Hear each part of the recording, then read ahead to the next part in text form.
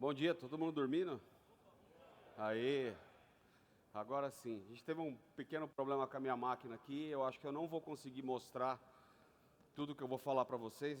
Tem uma regra básica do software livre que é talk is fine, but show me the code, né? Falar é fácil, o PowerPoint aceita qualquer coisa. O legal é ver funcionando. Eu ia mostrar a tecnologia que eu vou falar aqui funcionando, mas eu não consegui conectar minha máquina. Então, no final eu posso ali para fora e mostro rodando para quem quiser ver, está no notebook ali. Bom, eu vou falar para vocês hoje como a tecnologia está evoluindo para a gente poder criar um mundo conectado e autônomo. Hoje em dia a gente tem condição de fazer alguns tipos de processamento e implementar algumas soluções que até 6 meses atrás, ou talvez menos, era ficção científica de livros. E a gente consegue usar isso no dia a dia e eu quero dividir isso com vocês. Vou falar de duas tecnologias básicas, internet das coisas, inteligência artificial, um pouco de visão computacional e como é que tudo isso junto vai mudar a forma pela qual a gente interage com o mundo hoje em dia. Bom, internet das coisas está no centro do mundo que está mudando. Cada vez mais a gente tem coisas conectadas na internet, 200% de crescimento de produtos e serviços hoje baseado em informações. Mais da metade das cidades hoje já tem algum projeto focado em tecnologias para Smart Cities, que é a aplicação de IoT focada nas cidades. E um dado importante de tudo isso que está aqui, ó. A estimativa é que em 2025, 55% dos dados gerados no mundo vão vir de internet das coisas. Ou seja, a gente vai ter um volume gigantesco e inédito na história da humanidade de informações para tratar e processar em tempo real. A internet das coisas tem mudado a forma como a gente vive e trabalha. E interessante, eu trabalho com a internet das coisas há quase 5 anos já. E muita gente às vezes me pergunta, João, mas essa história de internet das coisas não pegou. Essa é a parte mais legal. Pegou, funciona, está crescendo, só que é onipresente, a gente não vê. É uma tecnologia que a gente usa no dia a dia, a gente interage com ela no dia a dia cada vez mais, só que a gente não enxerga onde ela está. E isso está ajudando a fazer diversas coisas interessantes, desde a evolução de como é que você faz plantações e cuida de agricultura, pecuária, tem ajudado a salvar vidas cada vez mais com tecnologias de monitoramento de pessoas com doenças e socorro rápido, tem reduzido custos, tem aumentado drasticamente a eficiência dentro da indústria, otimizado a produtividade e, em muitos casos, ajudando até a proteger o planeta através de diversas coisas legais que a IoT permite. É uma tecnologia que tem evoluído muito, né? No começo, só para saber, alguém aqui já trabalhou com a internet das coisas? Alguém aqui já trabalhou com Arduino, com plaquinha Maker, fez projeto, etc? Legal. Quem acompanhou essa história, lembra que no começo a gente só conectava coisas na internet. Vou pegar um sensor, vou ler esse dado, vou mandar para a nuvem, vou mandar para um servidor e etc. Depois, com a capacidade de processamento aumentando nos dispositivos que estavam na ponta, a gente começou sendo capaz de interagir com eles. Então eu não conseguia só ler um sensor, eu conseguia processar esse sensor, esse dado do sensor na internet, e conseguia mandar um comando de volta e atuar e trabalhar em cima dele. E a gente está indo para o mundo em que isso vai acontecer cada vez mais de forma autônoma. E para que isso possa ser acelerado, a utilização de inteligência artificial é fundamental, e vocês já vão entender por quê.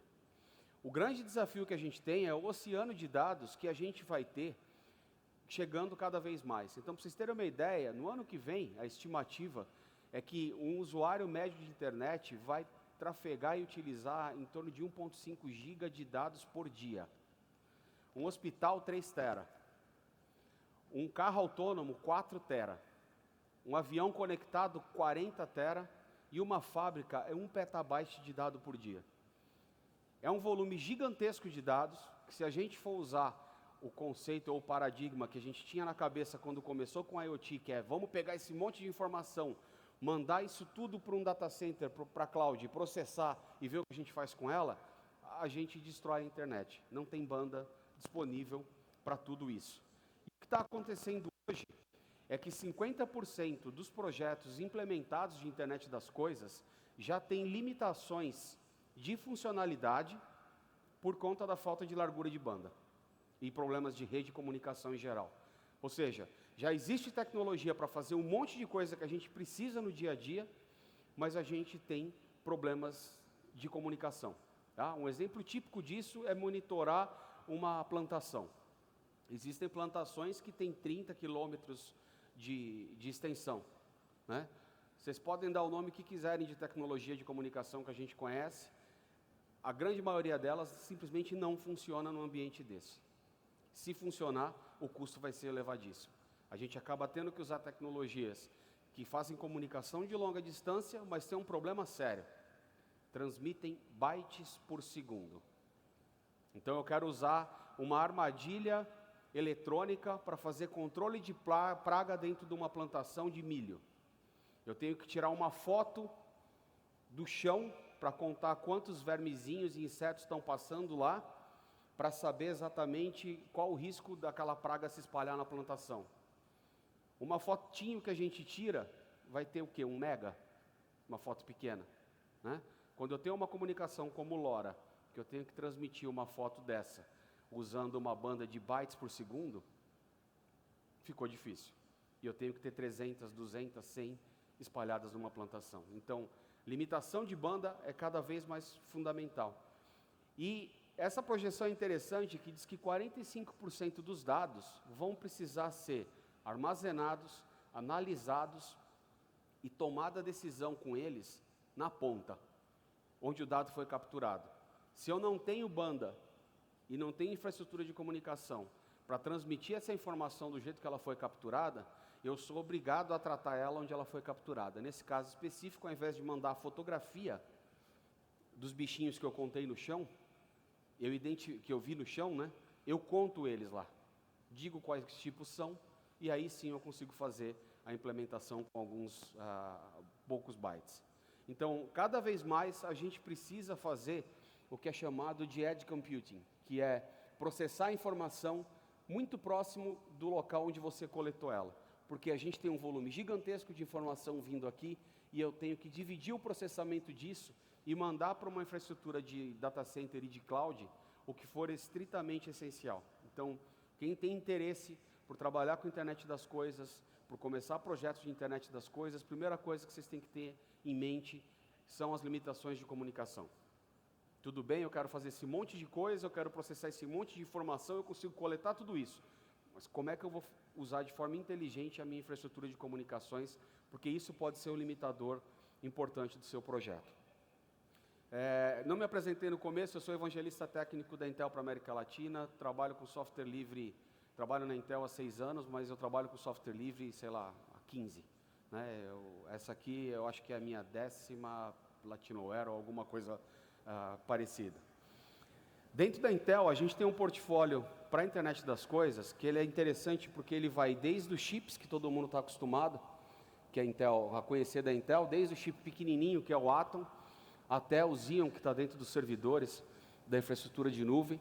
A gente tem alguns equipamentos específicos, que são chamados de aceleradores de processamento, a linha de FPGAs, para quem conhece um pouco mais de tecnologia da Altera, e o Movidius, que é um equipamento que eu vou falar daqui a pouco, é uma classe nova de dispositivo que surgiu. A gente está acostumado a trabalhar com CPU, que é o processador tradicional, GPU, que é o processador gráfico, e existe agora a VPU, que é Video Processing Unit. Ele é um processador que serve para processar vídeo. Inferência de inteligência artificial dentro de um processador que consome menos de 1 watt. Tá? Quem aqui tem drone que tira foto, faz selfie? Quem aqui tem vontade de ter um drone desses que tira foto e faz selfie? O drone só consegue seguir você porque dentro dele tem uma VPU dessa da Movidius. Então, o drone, quando está voando, você fala para ele, olha, eu estou aqui, ó, me segue. É inteligência artificial rodando dentro do drone. E ele consegue te seguir porque ele sabe onde você está dentro da imagem. Tá? Esse é o tipo de tecnologia que está permitindo esse tipo de uso. Hoje em dia tem um dronezinho que chama Spark, que muita gente deve conhecer, pequenininho, você solta ele no ar, você fala onde você está e ele consegue te seguir pelos lugares. Essa é a tecnologia que ele utiliza. Além disso, a Intel tem diversos produtos também para a área de conectividade, mas para tudo isso funcionar, a gente precisa trabalhar com um ecossistema de software. E é isso que eu faço dentro da Intel. Sem trabalhar com as empresas que fazem o software, é muito difícil você conseguir fazer a tecnologia acontecer. Teve uma vice-presidente mundial da Intel que um dia falou uma piada no palco que eu adorei, que ela fala o seguinte: sem software, a Intel fabrica os aquecedores mais caros do mundo, porque um processador sem software, a única coisa que ele faz é esquentar. Então é o software que faz a mágica da tecnologia acontecer. E para isso a gente trabalha com todo o ecossistema de software. Talvez vocês não saibam, a Intel já há 4 anos é a maior contribuidora do kernel do Linux. A gente tem milhares de pessoas trabalhando hoje, desenvolvendo projetos de software livre. Inclusive, grandes partes do kernel do Linux são desenvolvidas dentro da Intel, e muita tecnologia que está dentro do kernel do Linux hoje nasceu dentro de laboratório da própria Intel. Inclusive, tem muito brasileiro que trabalha exatamente com isso lá fora. A gente trabalha com todos os fabricantes de sistemas operacionais e com todo mundo que desenvolve software no mundo todo. Tá? Quando sai um Ultrabook novo, sai um notebook novo com processador novo da Intel, você compra o notebook, chega em casa e assiste Netflix o dia inteiro, e a bateria dura, não é mágica. Teve trabalho de otimização de software ali, desde comunicação de rede até o media player que está rolando, teve trabalho de otimização de software em tudo aquilo. E para quem desenvolve, uma coisa que a gente faz que é muito legal, além de trabalhar intensamente com diversos projetos de software livre, é que uma vez que você aprendeu a desenvolver para as plataformas da Intel, você vai manter a mesma experiência, não importa se você está num processador pequenininho ou você está desenvolvendo para um servidor. Então a tecnologia se aplica a qualquer necessidade de processamento, sem que você tenha que ficar reescrevendo o teu software ou reaprendendo a usar bibliotecas e ferramentas. Uma das coisas que está acontecendo em IoT, recentemente, que eu chamo a atenção de vocês, principalmente para quem desenvolve software em geral, é o que a gente chama de workload consolidation, que é a tendência de se reduzir a quantidade de computadores que são utilizados para processamento na ponta. Um dos principais desafios que eu tive e ainda tenho dentro da Intel, quando eu vou conversar com meus amigos engenheiros de fora do Brasil, é explicar como é que a gente monta servidor no Brasil. Nós somos um dos poucos países do mundo que monta servidor por batismo. Quem aqui já montou um servidor por batismo? Ninguém. Deixa eu contar como é que é, eu vou refazer a pergunta. Nos Estados Unidos eu preciso de um servidor, eu entro no site que vende servidor, eu compro um servidor bonitão, com rack, com fonte redundante, etc. E aquele lá é o meu servidor. No Brasil, eu preciso de um servidor, chego para pedir a compra do servidor, alguém fala, não, tem aquele computador ali, ó. É isso aqui que você vai ter que usar. O que a gente faz? Instala o software, põe o computador na mesa e, meu filho, de hoje em diante eu te batizo o servidor. Quem já batizou o servidor aqui? Ah, ligaram o nome à pessoa agora, né? O problema é que isso funcionou durante muito tempo. Agora, com a utilização de tecnologia como a internet das coisas, a gente tem aumentando a necessidade de processamento. Então, um exemplo simples é vocês entrarem onde fica a sala de servidores de qualquer loja, de shopping. Vocês vão entrar lá atrás da loja, vocês vão descobrir que tem um servidor para o sistema de POS, tem um servidor para as câmeras, tem um servidor para fazer digital signage, que são os displays, tem um servidor para fazer controle de estoque, e é um servidor. Quando a pessoa tem uma loja, ele pode até conviver bem com esse caos. E uma rede que tem 800 lojas no Brasil, se a gente colocar 5 servidores por loja, olha o tamanho da encrenca que eu tenho para gerenciar. Então, cada vez mais, isso está acontecendo, das empresas realmente utilizarem servidores de verdade. Pô, Jomar, mas e esse monte de software, o que é que faz? Todo mundo que desenvolve software aqui sabe que um software interfere no outro, eles podem concorrer com o mesmo sistema operacional, travou um, travou tudo, não é verdade? Hoje a gente tem técnica de containerização, virtualização e outras coisas.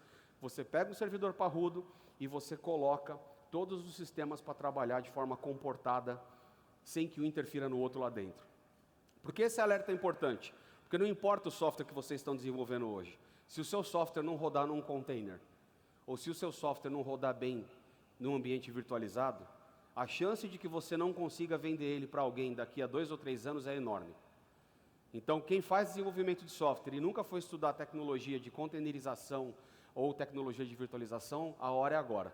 Porque cada vez mais o teu cliente vai falar, eu não vou comprar outro servidor, nem vou batizar outro servidor por causa da tua aplicação.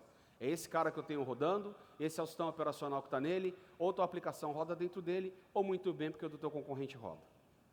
Então, fica aqui uma dica importante. Aqui eu peguei o exemplo de loja, que a gente está mais acostumado, mas quando a gente olha dentro de um carro hoje, ele tem em torno, um carro médio, tem em torno de 100 microcontroladores e microprocessadores lá dentro.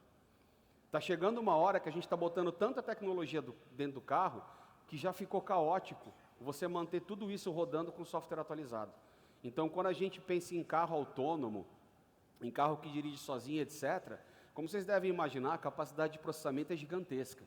Tá? Para vocês terem uma ideia, um carro autônomo, ele não vai ter um Atom dentro dele, ele tem um Xeon. Ele tem um processador que é de servidor, para poder processar aquele monte de informação e tomar as decisões em tempo necessário. Dentro da indústria, isso está acontecendo cada vez mais. Você chega dentro de uma empresa, hoje tem uma fábrica, você tem um sistema de controle da máquina, você tem um sistema de controle de produção, um sistema de controle de qualidade, um sistema de prevenção de acidente. Chega uma hora que você tem mais computador ligado em volta da máquina do que a máquina em si. E é também uma outra área em que essa consolidação está acontecendo. Então, fica aqui a dica. Desenvolve software, aprende a containerizar, aprende a trabalhar com virtualização, porque quem vai te pedir isso é seu cliente. Faça isso antes que seja tarde demais. O vídeo tem cada vez mais virado os olhos da internet das coisas, os olhos de IoT. Porque a gente usa hoje vídeo, na maior parte das aplicações, a gente usa vídeo no dia a dia de forma reativa. O vídeo serve para explicar como é que o assaltante entrou, como é que o assaltante saiu. O vídeo devia ser útil para avisar, o cara vai assaltar. O dono do estabelecimento comercial quer saber na hora que o problema começa, e não utilizar vídeo para descobrir o que aconteceu depois. E isso serve para qualquer coisa. Até pouco tempo atrás, a gente não tinha tecnologia acessível para você poder fazer processamento de vídeo em tempo real. Você tinha que capturar o vídeo, mandar isso para um data center com um big de um servidor, processar o que você tinha que processar lá e mandar de volta. Custava muito caro, a gente usava o vídeo só para processar o passado e descobrir o que ia acontecer. E cada vez mais você está usando o vídeo para fazer processamento em tempo real. Acho que o exemplo deve estar mais interessante na cabeça de vocês, é exatamente veículo autônomo. Quem aqui já viu os vídeos do carro andando sozinho? Que ele vai identificando o pedestre, etc. Imagina se o carro tivesse que capturar o stream de 5 ou 6 câmeras, fazer o streaming disso para um servidor da internet, para o servidor processar, mandar o dado de volta e falar, freia o carro que tem um cara atravessando a rua. Ia dar tempo? Não ia. Tem que processar local.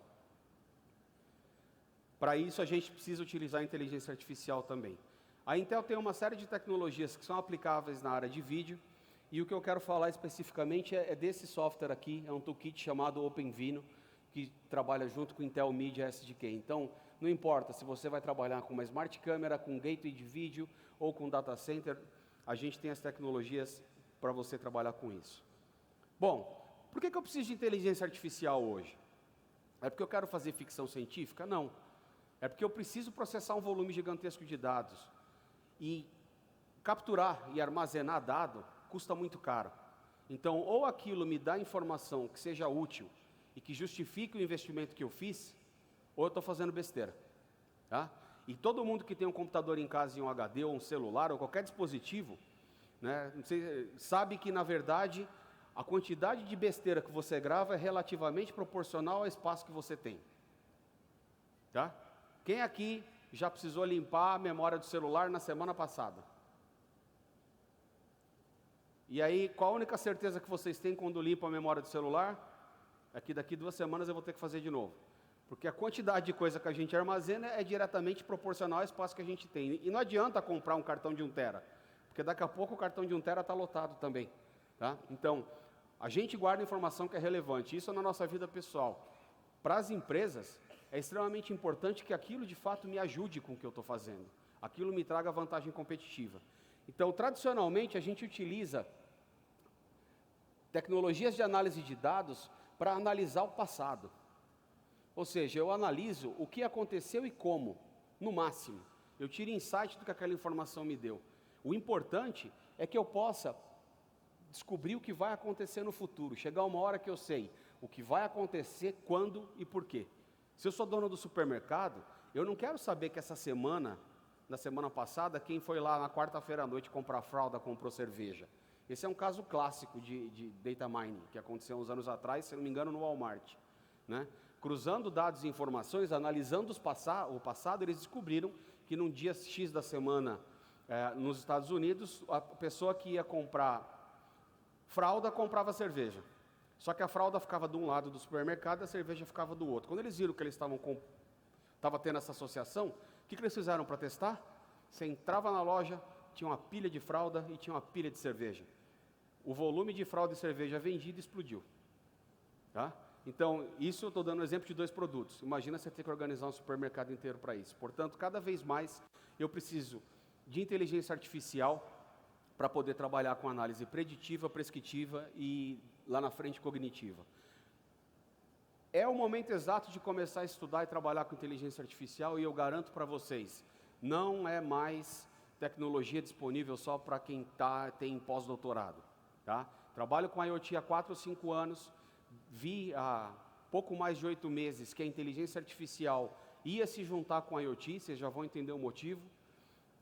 Já tem curso em português de tudo isso disponível na internet, de altíssima qualidade.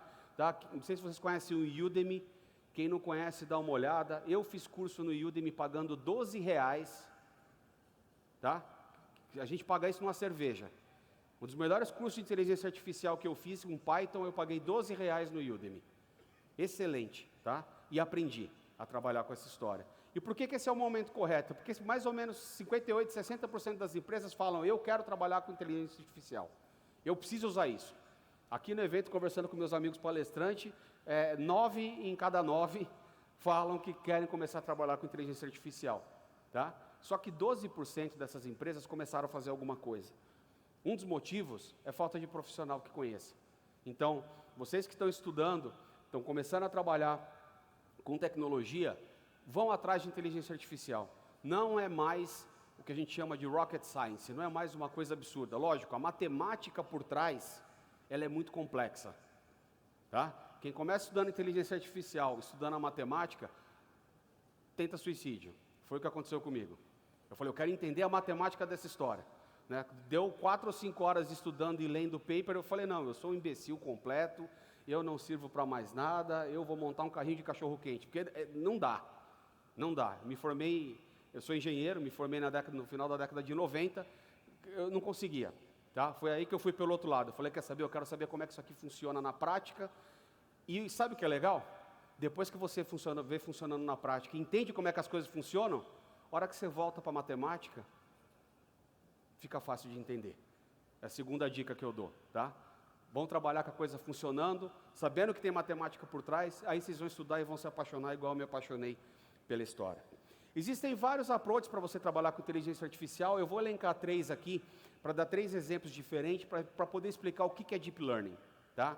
O primeiro deles é o que a gente chama de Cognitive Reasoning, que é uma tecnologia basicamente usada para você fazer investigação de lavagem de dinheiro. O que é isso? Eu detecto similaridades e anomalias num oceano de dados, né?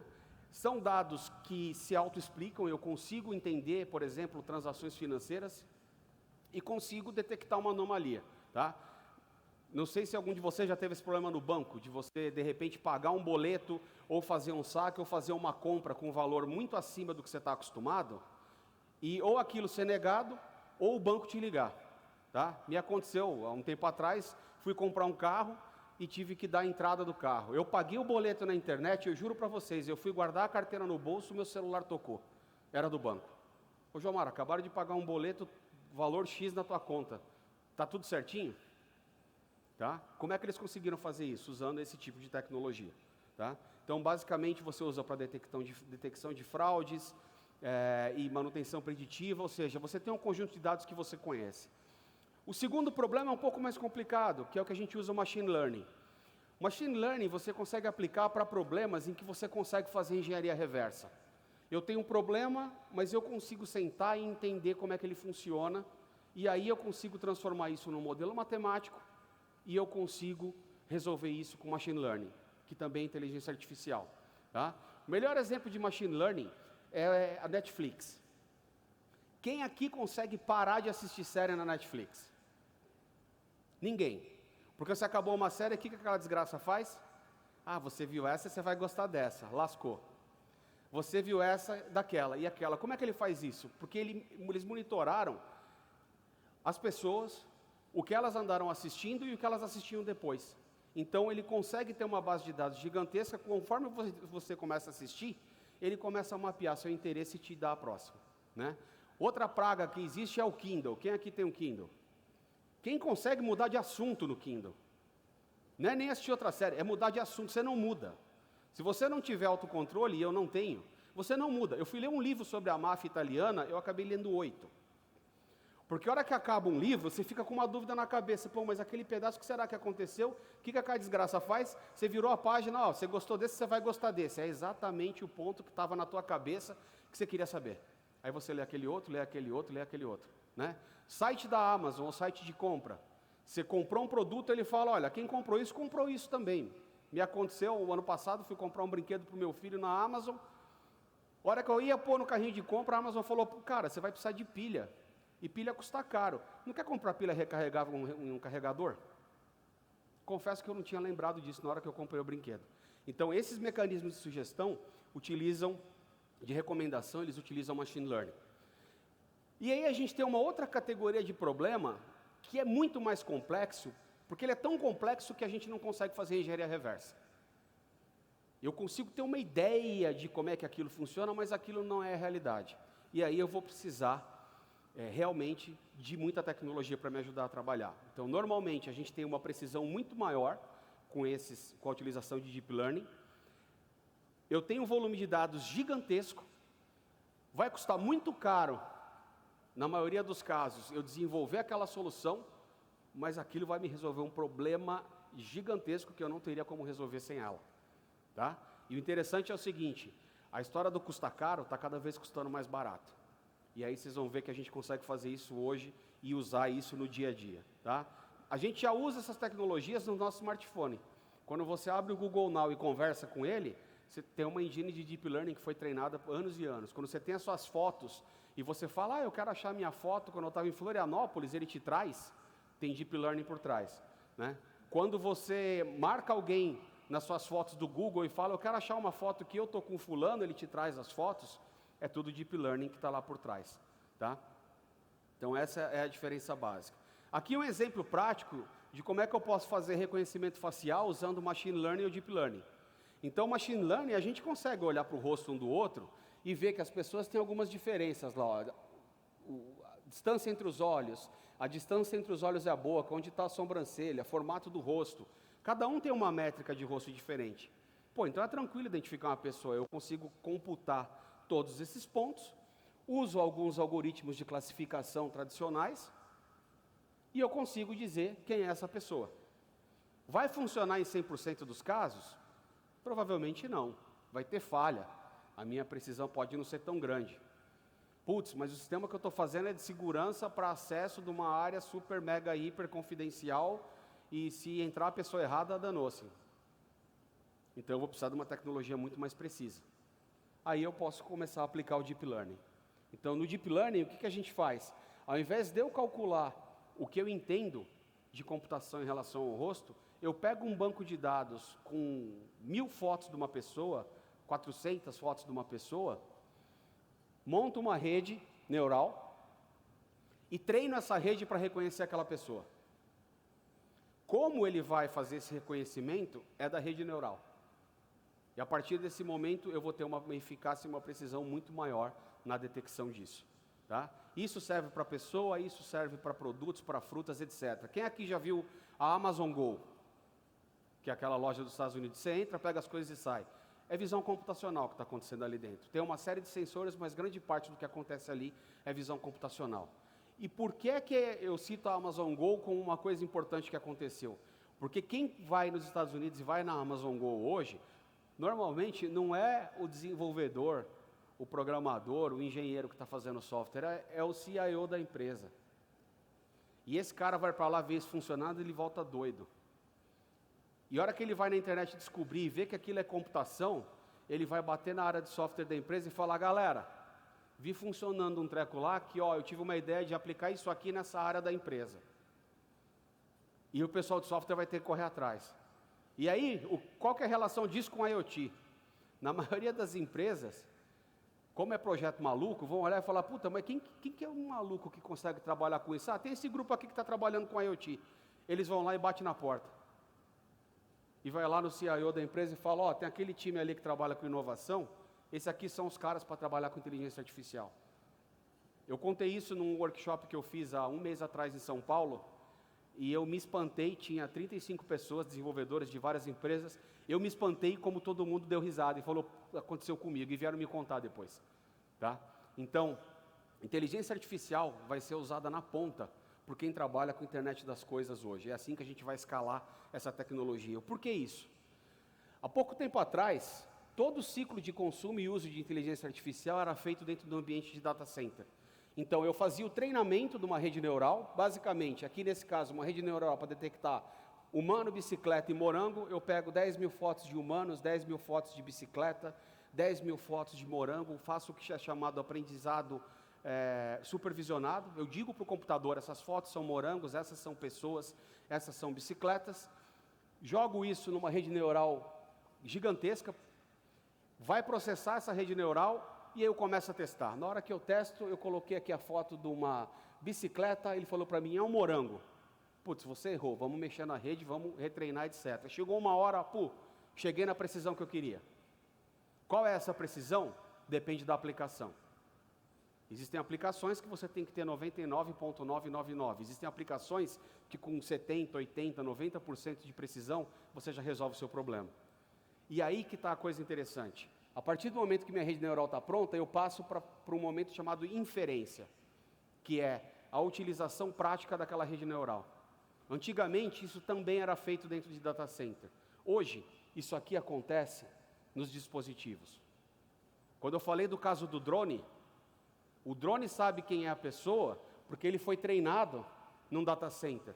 Mas é a hora que ele está voando, que ele vai pegar a foto da pessoa, processar na rede neural e dizer é uma pessoa, tá?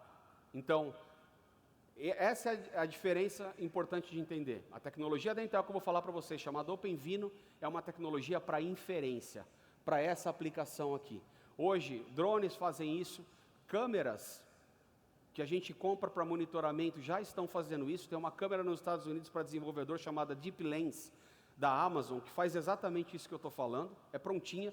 Você fala para ela o que eu quero que você reconheça e ela utiliza a tecnologia na ponta. Tá? A Intel tem também um portfólio gigantesco de soluções de hardware e principalmente de software para inteligência artificial, né? E a gente trabalha com o ecossistema inteiro. Então, o hardware para inteligência artificial, que são os nossos processadores e aceleradores. Em cima disso, a gente trabalha com uma série de bibliotecas, algumas delas inclusive bibliotecas open source. Essas bibliotecas são utilizadas para fazer otimizações de frameworks de desenvolvimento, como TensorFlow, Café. Quem já escutou falar nessas coisas? TensorFlow, Café, MXNet, que é o que a gente usa para fazer o treinamento e inferência em alguns casos. Através desses frameworks são desenvolvidas ferramentas e plataformas para que a gente possa, de fato, começar a utilizar inteligência artificial na prática. Eu vou falar do OpenVINO daqui a pouco. Bom, quando a gente faz a inferência na ponta, como eu falei antes, a gente analisava o passado. Usava vídeo para entender o que tinha acontecido, né? E a gente cada vez mais precisa usar o vídeo para saber o que está acontecendo em tempo real. Pega o caso de uma empresa que tem que identificar a peça com defeito, ou de uma empresa da área de agricultura que tem que identificar se a laranja está estragada ou não antes de colocar no saco e mandar para o supermercado, né? Isso é cada vez mais feito de forma autônoma. Para poder entender como é que a gente faz isso, eu vou dar uma breve introdução de visão computacional, né? Aliás, eu escrevi essa introdução porque eu tive dificuldade quando fui estudar visão computacional. Eu não conseguia fazer pergunta em fórum. Eu não conseguia entender as respostas das pessoas, porque é uma área que eu nunca tinha trabalhado na época da faculdade e nunca mais vi.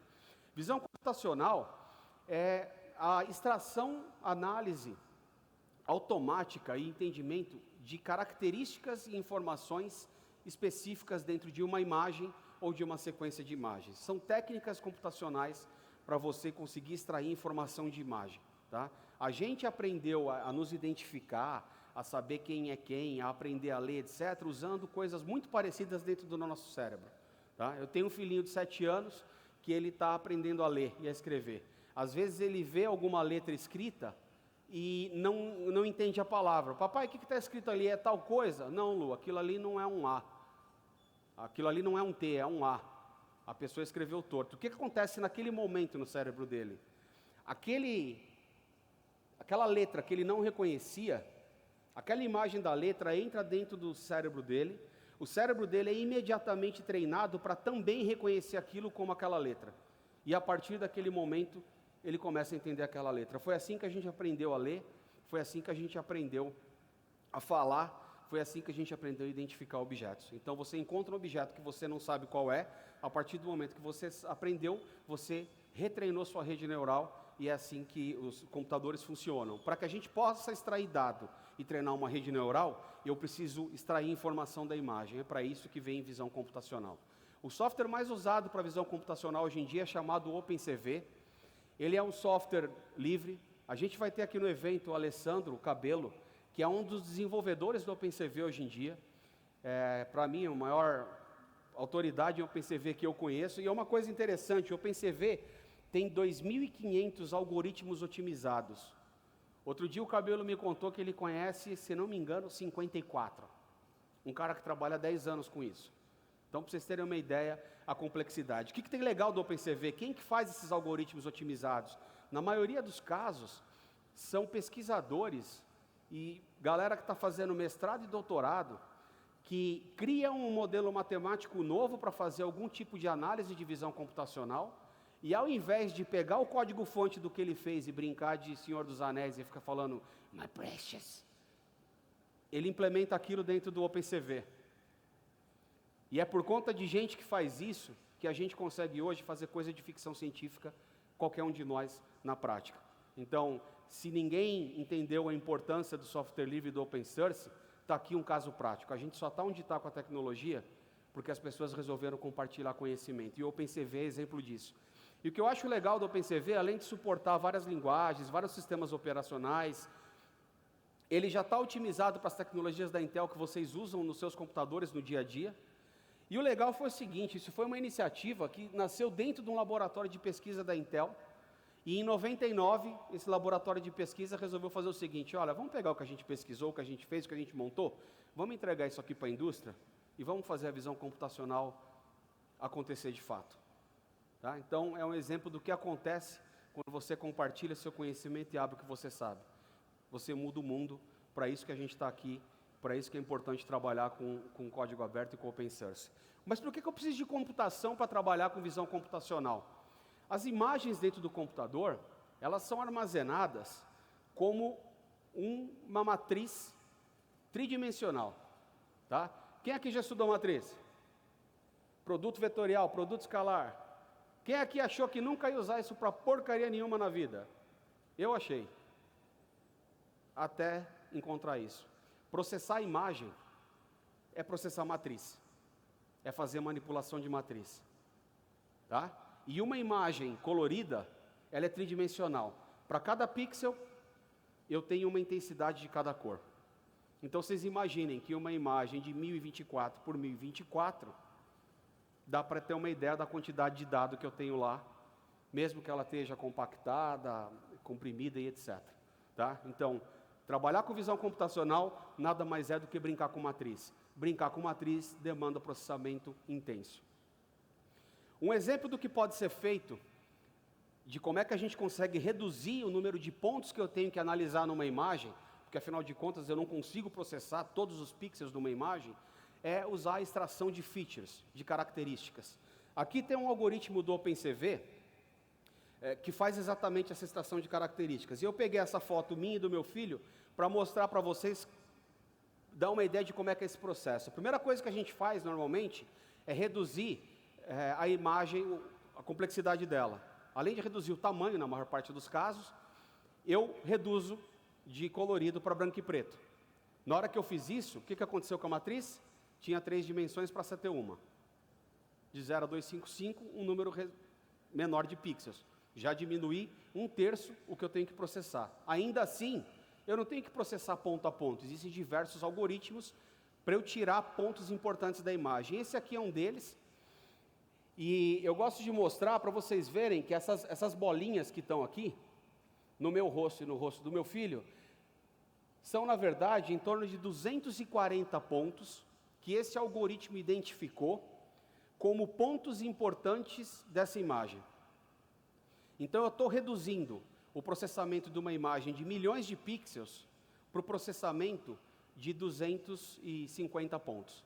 A partir desses 250 pontos, analisando 40 imagens minhas, 40 imagens do meu filho, e comparando esses pontos, eu consigo pegar uma imagem, fazer uma análise e dizer o seguinte: olha, tem 70% de chance de ser o Jomar e tem 40% de chance de ser o Luigi na foto, tá?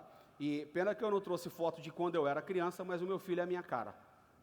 E eu fiz o mesmo teste com o meu filho e com a minha filha, que é um a cara do outro. O algoritmo dá pontos diferentes. Então, existem algoritmos matemáticos para que a gente possa extrair features, características de dentro das imagens e reduzir o volume de processamento. Toda rede neural trabalha isso. Toda rede neural para reconhecimento de imagem, as chamadas Convolutional Neural Networks, um pedaço da rede neural nada mais faz do que reduzir a complexidade computacional de uma imagem e extrair um conjunto de características computacionais que representem aquela imagem. Depois a gente passa para uma camada de camadas ocultas, que é o nome dado, que são as camadas que vão fazer a classificação, tá? E olha que legal, a gente chegou onde chegou com rede neural hoje, porque grande parte da tecnologia de processamento de imagem com rede neural desenvolve através de um concurso mundial chamado ImageNet, que é um concurso anual, em que grupos de pesquisas têm o desafio de chegar na maior precisão possível na identificação de um conjunto definido de imagens lá, 40, 50 tipos de imagens diferentes, tá? Quando o pessoal termina e alguém ganhou, ao invés de guardar dentro do cofre, eles abrem isso.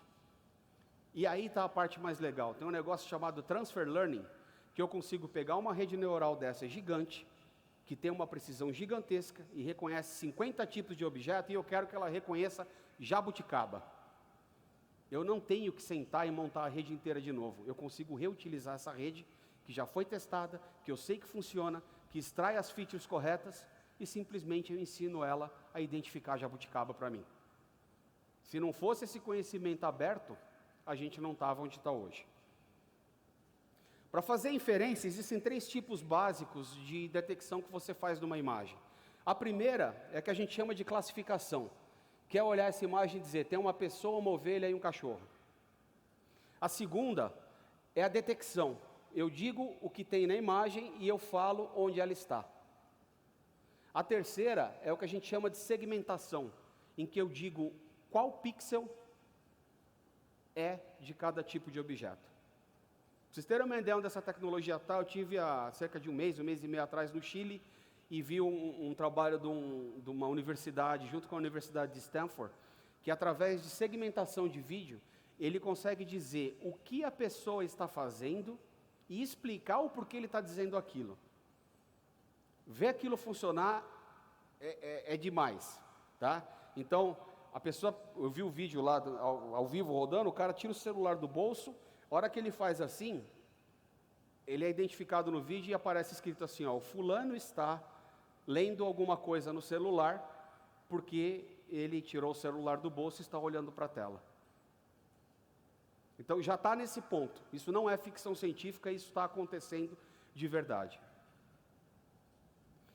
Para trabalhar tradicionalmente com Deep Learning, a gente usa normalmente um modelo que já foi pré-treinado, lá num data center que levou horas, em alguns casos semanas para processar, pega uma imagem, desenvolve uma aplicação que vai fazer a inferência para fazer a classificação dessa imagem. Quando a gente trabalha com essa tecnologia da Intel, chamada OpenVINO, só existe uma necessidade adicional, que é você fazer a otimização do modelo que foi treinado, tá? Que na prática significa, eu faço o download do modelo da internet, eu rodo uma ferramenta que faz uma conversão de arquivo, e eu posso utilizar essa tecnologia da Intel. Tá? O que essa ferramenta de conversão faz? Ela pega os principais modelos de redes neurais treinados nesses frameworks que eu já comentei, converte, ele faz fusão de nós, analisa a topologia, otimiza para que a gente possa usar dentro dessa engine aqui, desse mecanismo de inferência que nós desenvolvemos. E qual que é a vantagem de usar isso e não usar qualquer outra tecnologia? Tá? Alguém aqui já trabalhou com visão computacional, inteligência artificial? Tradicionalmente é assim, ó, eu vou utilizar a CPU para processar, eu ia lá e escrevia o meu projeto inteiro na CPU. Aí eu vou fazer uma implementação que o meu cliente quer que eu use aquilo na GPU, no processador gráfico. Eu tinha que reescrever o projeto inteiro. Aí eu pego um terceiro caso que eu tenho que usar uma FPGA. Eu vou reescrever a aplicação de novo. Eu pego um quarto caso que eu tenho que usar aquilo no drone, na VPU. Eu tinha que reescrever a aplicação outra vez.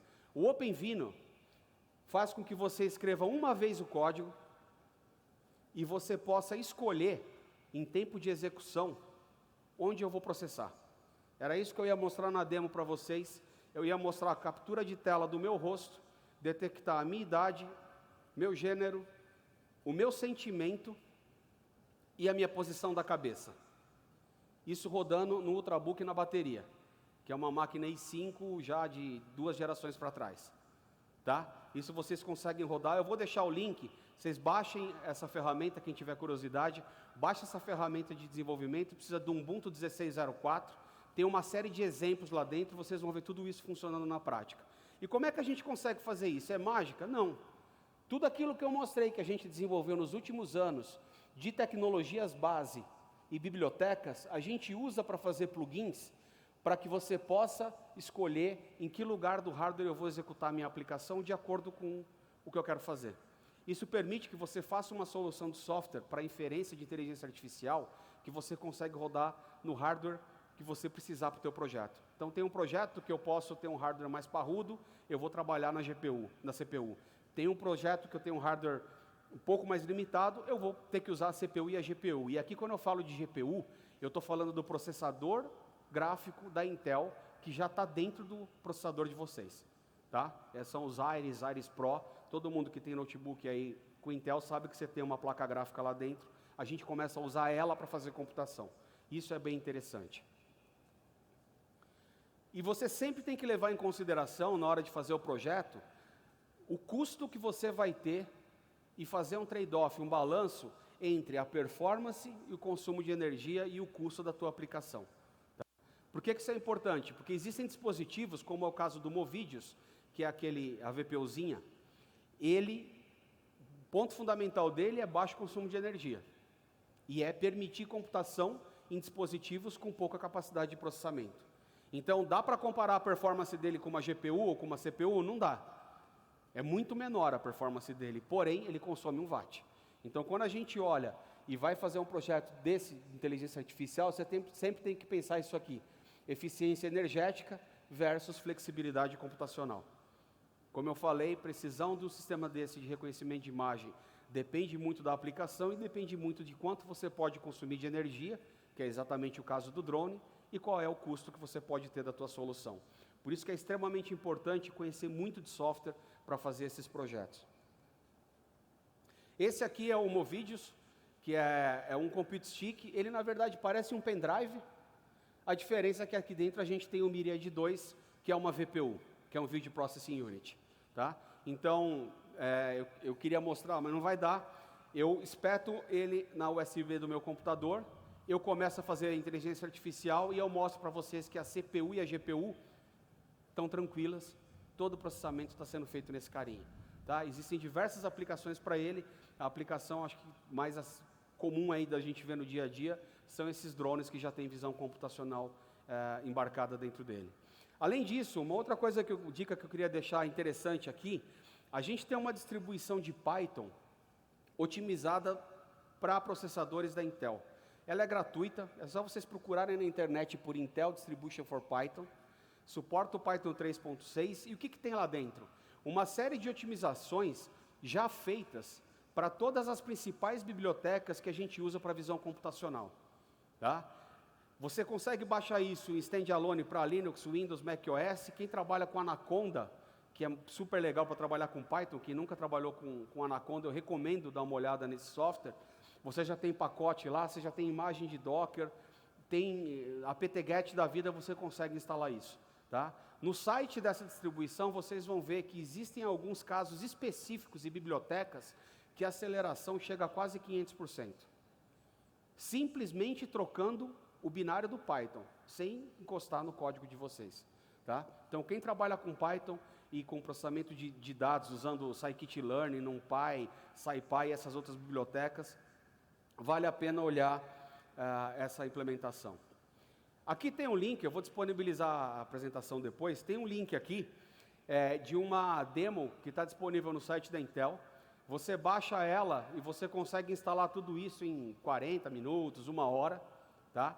E você vai ter uma solução de controle de acesso com visão computacional rodando no seu computador. Prontinha. O mais legal, você vai baixar isso do GitHub. É código aberto. Ah, eu tenho que fazer uma demo para o meu chefe e mostrar que eu fui na Latinoware, vi o cara da Intel e sei fazer reconhecimento computacional, de visão computacional para controle de acesso. Você vai lá, põe isso aqui, customiza a interface gráfica, põe o teu logotipo da tua empresa, faz o que você quiser. Como é que esse sistema trabalha? E é aí que está o pulo do gato e por que eu falei de IoT antes? Ele utiliza uma infraestrutura de internet das coisas para implementar essa solução. Então, o que é que a gente faz lá dentro? Eu tenho um gateway de IoT, que é uma linha, a Intel tem uma linha gigante de gateways para IoT, para tudo quanto é tipo de aplicação de médica industrial. Eu tenho uma câmera conectada e eu tenho um pedaço de software que faz a inferência de inteligência artificial, que agora vocês sabem o que é, dentro dele. Tá? Eu identifico um rosto. Quando eu identifico um rosto, eu tenho um ID para aquele rosto. Eu uso um protocolo chamado MQTT, que é um protocolo levezinho para a internet das coisas, e transmito esse dado para um servidor, para um broker de MQTT que fala com o servidor. O servidor pega aquela informação, que é uma string, bate com o banco de dados e fala, opa, esse cara aqui é o Jomar. Vamos ver, o Jomar tem acesso nível 3, e manda de volta via MQTT aqui, ó. O Jomar tem acesso ao nível 3. O que o sistema faz? Aciona uma chave, destranca a porta para mim. Eu não sei quem é esse cara, é o intruso. A mensagem vem de volta, aciona um alarme. Tá? Usando a internet das coisas. No processo tradicional, o que eu teria que fazer? Capturar o vídeo, fazer um streaming de vídeo de 2, 3, 4, 5 megabits por segundo, até um servidor de aplicação, fazer o processamento inteiro aqui, e depois voltar a informação. Eu ia consumir muito mais banda, eu ia ter que trafegar muito mais dado, e provavelmente a aplicação ia ficar extremamente lenta, por conta da ida e volta da informação o tempo inteiro. Tá? Então, como vocês podem ver, é a implementação real de internet das coisas trabalhando junto com visão computacional. A infraestrutura de IoT, de comunicação, que a gente aprendeu e desenvolveu nos últimos anos, é o que vai ser usado hoje para a implementação de projetos de inteligência artificial. E cada vez mais a inferência vai acontecer desse lado. Tá? Então, não tenham medo de estudar e trabalhar com inteligência artificial. É fácil, é tranquilo, está cada vez mais acessível entender o que está acontecendo ali e começar a implementar muito projeto interessante com isso. A Intel hoje não trabalha sozinha fazendo tudo isso que eu falei. A gente tem um ecossistema gigantesco de empresas que vão desde fabricantes de computadores, empresas que fabricam componentes e desenvolvedores de software e provedores de soluções. Então, como eu falei lá atrás, sozinho ninguém faz nada. Né? Se a gente estivesse sozinho, a gente pegava areia da pá e fazia aquecedor, que é basicamente o que a gente faz. Então tem um ecossistema inteiro que a Intel trabalha e lidera para a internet das coisas para que a gente possa desenvolver tudo isso. E aqui tem um dado que eu gosto muito de mostrar, porque tem gente que daqui da plateia, o Thiago é um deles que eu já conheço há anos e anos e anos. Você lembra, Thiago, quando a gente mostrava isso aqui há 5 anos atrás? Vamos ter 7 milhões de desenvolvedores trabalhando com IoT e riam da nossa cara, né? Não riam?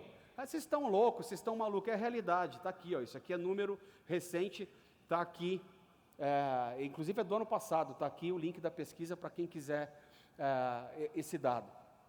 Tá? Então, cada vez mais você tem gente trabalhando com soluções de internet das coisas em algum lugar. Não necessariamente estão fazendo placa, não necessariamente estão escrevendo firmware, mas elas estão envolvidas dentro desse ecossistema. E eu garanto a vocês, todo mundo que está aqui, não vai dar 3, 4 anos, vai colocar a mão em algum projeto de IoT, em algum pedaço disso. Para quem quiser mais informações de como é que eu começo, como é que eu estudo, onde é que eu vou atrás, eu vou deixar 2 links legais aqui. O primeiro deles é esse aqui, ó, software.intel.com/IoT, é facinho de decorar. A gente tem todas as informações consolidadas ali do que a Intel tem de hardware para IoT, do que a Intel tem de software. Muita coisa do que a gente faz é open source, praticamente para IoT é tudo open source, né? E tem um negócio muito legal. Lá atrás, a gente desenvolveu 2 bibliotecas de open source, MRA e a UPM, praticamente para resolver um problema nosso, de suportar 2 versões da placa Galileu que tinha e poder fazer evento de desenvolvimento. A gente fez isso, montou um repositório de código aberto para suporte a sensores, com suporte a 15 sensores, e começamos a usar nos eventos. De novo, aquilo poderia ter sido uma iniciativa de software fechada da Intel, trancada no cofre de alguém. A gente fez isso, pôs no GitHub. Hoje, essa biblioteca suporta aproximadamente 400 sensores. Portaram essa biblioteca das placas da Intel para uma série de outras placas de desenvolvimento que tem hoje, Raspberry Pi, BeagleBone e por aí vai. E você consegue usar uma camada de software que abstrai qual que é o teu hardware e você trabalha direto com o sensor. Para vocês terem uma ideia, prototipar uma solução de IoT usando essas placas hoje é algo que você faz numa tarde, não importa a complexidade do teu projeto. Se você tiver os sensores na mão, tiver ideia do que você vai montar, você monta um protótipo muito rápido e o mais legal, você pode programar em C, em Python, em C++, em JavaScript, até para Golang eu já vi porte dessas bibliotecas. Tá? Então aqui esse site é uma porta de entrada bem legal, inclusive você não precisa ter nada instalado na sua máquina. Eu não quero ficar instalando software. Legal, tem o Arduino Create, é um site, você entra lá, cria uma conta, você cria a tua placa lá dentro, instala um software dentro da tua placa e a tua placa conversa com a nuvem, com qualquer navegador você começa a fazer desenvolvimento sem ter que instalar nada de software. Outro link que eu acho importante é esse aqui de inteligência artificial, software.intel.com/AI. A gente consolidou e compartilhou ali muito conhecimento de inteligência artificial. E ali tem informações para quem quer aprender, quem é estudante e quer estudar inteligência artificial, tem muita coisa legal lá dentro, desde webinar, tutorial, kit de software específico para cada uma dessas coisas. Existem também links e informações para quem quer desenvolver com todas as otimizações e frameworks que a gente tem. E isso aqui para mim é a parte mais interessante. A gente fez parceria com as maiores universidades de inteligência artificial do mundo. Os professores dessas universidades desenvolveram currículos para ser utilizados em sala de aula. Quer dar aula de inteligência artificial no começo do ano que vem para os seus alunos e não sabe nada de inteligência artificial? Corre lá, você vai encontrar material para aprender e vai encontrar curso completo para você aplicar em sala de aula. Tá prontinho, porque a gente acredita que é uma tecnologia que veio para ficar e que vai mudar o mundo daqui para frente. Além disso, tem uma área específica para quem desenvolve projeto e quer compartilhar o que fez. Tá bom? Eu queria fazer a demo para vocês, como eu falei, a demo era pegar o meu notebook aqui. Eu até tentei pedir para ver se o pessoal conseguia mostrar, dar um zoom maior lá na câmera para mostrar na mão, mas disseram que não dá, tá? Mas basicamente, eu instalei o OpenVINO no notebook, usei um dos códigos de exemplo que está dentro dele, e aí eu rodo 4 redes neurais simultâneas, uma detecta o meu rosto, uma detecta a gênero e a idade, outra detecta a minha expressão facial, se eu estou feliz, se eu estou contente, se eu estou rindo, se eu estou entediado, e a outra, a direção da minha cabeça, né? Um exemplo de aplicação prática disso é colocar uma câmera dessa numa vitrine de loja e coletar informação durante o dia. Chega no final do dia, eu sei quantos homens e quantas mulheres passaram na frente daquela vitrine, qual era a faixa etária dessas pessoas, o que é que elas olharam dentro da vitrine e qual foi o sentimento delas no momento que elas viram aquilo. Para saber se eu estou cobrando caro, se eu não estou, se está barato, se gostaram da vitrine ou deixaram de gostar. Tá? Aliás, isso já existe em muita TV de shopping center de digital signage. Você está passando no corredor do shopping, de repente chama a atenção a propaganda. Olha, aquilo ali é legal. Vocês vão ver que isso vai acontecer cada vez mais. Quem aqui olha para a TV de propaganda em shopping center? É difícil você olhar, né? Vocês vão ver que daqui a pouco vai começar a fazer sentido o que passa lá. Porque eles estão usando essas tecnologias dentro desses equipamentos. Então eles sabem exatamente quem está passando, qual que é o perfil de pessoas que estão passando naquele horário, e ele consegue ajustar a publicidade para aquele público. Eles conseguem saber quantas pessoas olharam, quanto tempo olharam e o que é que as pessoas sentiram quando estavam olhando para aquilo. Tá? Isso tudo está usando toda essa infraestrutura computacional que eu falei para vocês, é a fusão de internet das coisas com inteligência artificial, só que para quem passa no shopping center é só uma TV. Então, quando eu falei no começo que a inteligência artificial e a IoT está na nossa vida, é verdade, a gente não percebe, tá?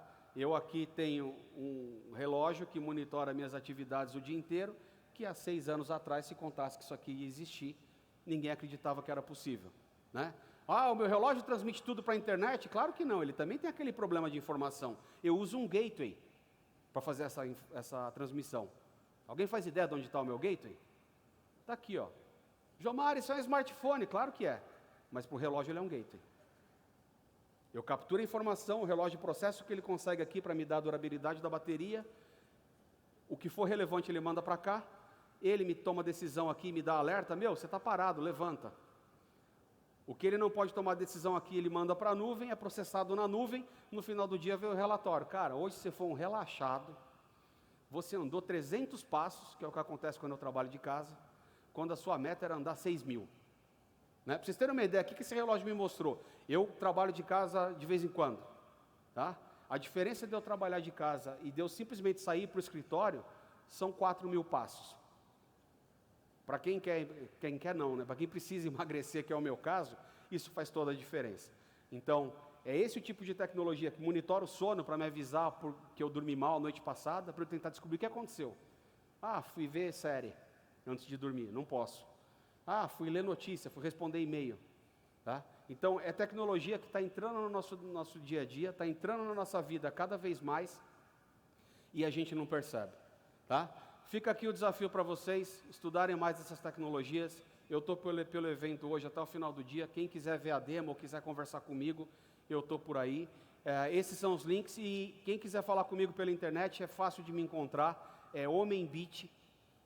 Vocês me acham em qualquer rede social, pode adicionar, pode entrar em contato, que o que eu quero é ver cada vez mais o Brasil brilhando em tecnologia. A gente só vai conseguir isso desenvolvendo software e trabalhando com software livre. Beleza? Obrigado, pessoal.